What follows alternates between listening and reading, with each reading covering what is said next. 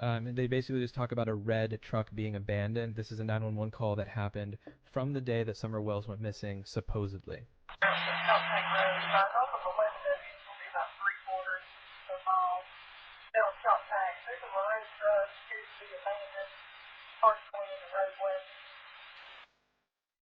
The person on this call says there appears to be a maroon truck.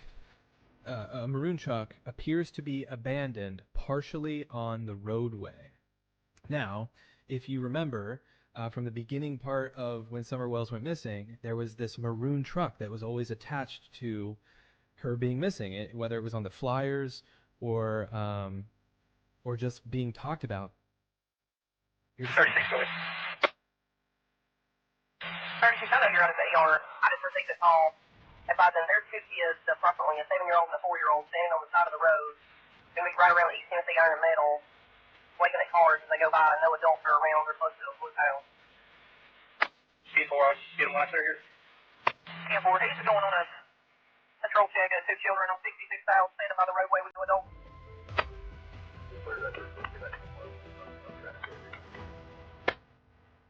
So that's the second call. Now that one's a little bit. It's the first one's very weird because the ties to the red or the maroon truck.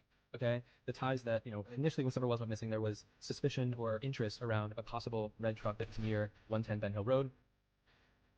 This one, that I think the first one is possibly more interesting, but because of the maroon truck thing.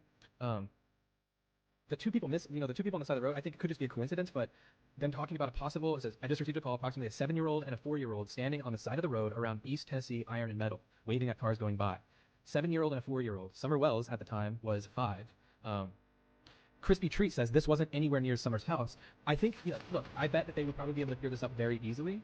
And I would love to know if this was just and I'm sure it was just some kids throwing rocks at cars. But to say it's not close to Summer Wells' house, I think is unfair. I mean, this is as close to Summer Wells' house, almost, to Kingsport. I mean, this is only 23 miles away.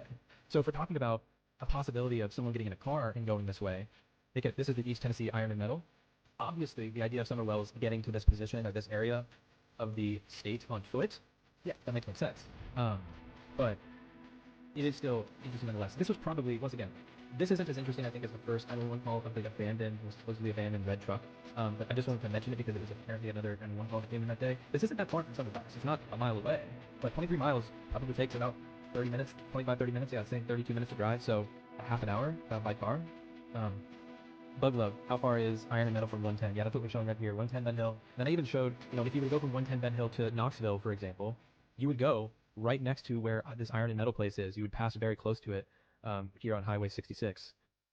Here's your tip on a missing kid sighting. Summer Wells. She is a 5-year-old, white female. 3 feet tall, 40 pounds, with blonde hair and blue eyes, who was last seen wearing gray pants, a pink shirt and was possibly barefoot. Yet, she will be located at a gas station on Route 66 around noon. She will be a bit shaken up